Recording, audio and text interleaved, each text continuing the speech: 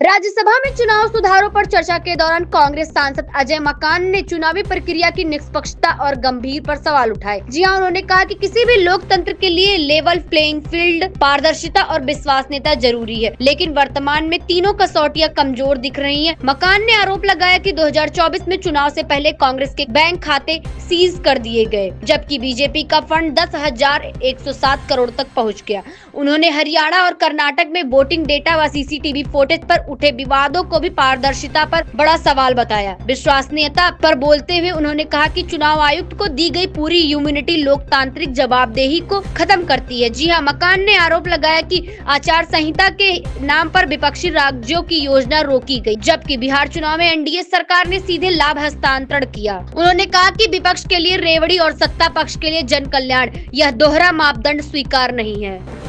सभापति महोदय, हम दुनिया भर में बड़े गर्व से छाती ठोक कर कहते हैं कि Bharat mother of democracy, Bharat लोकतंत्र की जननी है। लेकिन जो तथ्य आज मैं इस सभा के अंदर रखूंगा, सभा पटल पे रखूंगा, वे चीख चीख करके गवाही दे रही हैं कि भारत में शायद यह जननी अब जीवित नहीं है। सभापति महोदय, किसी भी जीवंत लोकतंत्र के लिए तीन बुनियादी शर्तें होती हैं, तीन कसौटियों पे खड़ा उतरना पड़ता है। सबसे पहला लेवल प्लेइंग फील्ड, समान अवसर सभी के सभी दलों के लिए। दूसरा ट्रांसपेरेंसी, पारदर्शिता। और तीसरा क्रेडिबिलिटी, विश्वसनीयता। सबसे पहले अगर हम लेवल प्लेइंग फील्ड की बात करें तो मैं केवल आंकड़ों के ऊपर जाऊंगा। सभापति महोदय, मैं कांग्रेस पार्टी का कोषाध्यक्ष भी हूं, राज्यसभा के एमपी के साथ साथ। सभापति महोदय, पिछले 2-3 वर्षों से मैं हर इलेक्शन के बाद जैसे सभी पार्टीज को अपना हिसाब किताब देना होता है वो मैं दे रहा हूं, और जाहिर बात है कि मैं दूसरी पार्टीज का भी जो हिसाब किताब होता है उसको भी मैं देखता हूं। इलेक्शन कमीशन की वेबसाइट पे पब्लिक के लिए, सबके लिए वो वहां पर रहता है। सभापति महोदय, आप बड़े हैरान होंगे, सदन बड़ा हैरान होगा, मैं कुछ आंकड़े देना चाहता हूं।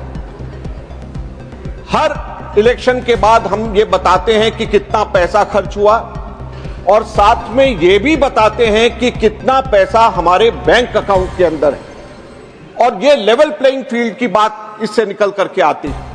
2004 के अंदर भाजपा के बैंक बैलेंस, बैंक अकाउंट के अंदर 2004 के बाद 88 करोड़ थे। हमारे कांग्रेस के बैंक के अंदर 38 करोड़ थे, लगभग 2 गुना भाजपा के हमसे ज्यादा थे। हमारी सरकार आई, ज्यादा हमारी स्ट्रेंथ थी, तो ज्यादा स्ट्रेंथ के बेसिस पे हमें ज्यादा पैसा मिला, और भाजपा के बैंक के अंदर 150 करोड़ रुपए 2009 के बाद में आए, और कांग्रेस के बैंक अकाउंट के अंदर जमा 221 करोड़ रहे। ये 1.47 टाइम्स कांग्रेस के ज्यादा थे। 60-40 का रेशियो था। 2014 के बाद भी यह रेशियो 60-40 का रहा। अब उसके बाद 5 साल भाजपा आती है। 2014 में भाजपा के बैंक अकाउंट में 295 करोड़ रुपए थे।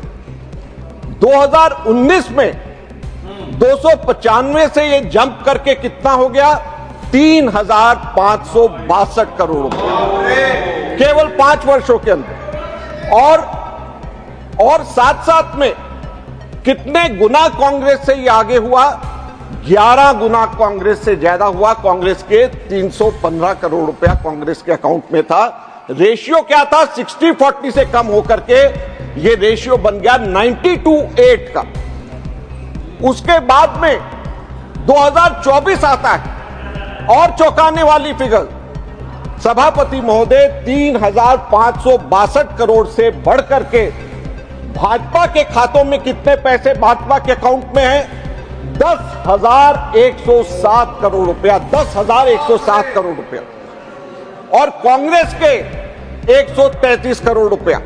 75 गुना भाजपा के पास में कांग्रेस से ज्यादा पैसे बैंक अकाउंट के अंदर हैं। तो किस तरीके से लेवल प्लेइंग फील्ड है, किस तरीके से विपक्ष जो है सत्ताधारी पार्टी का मुकाबला करेगी? और रेशियो क्या है? 99:1 का रेशियो।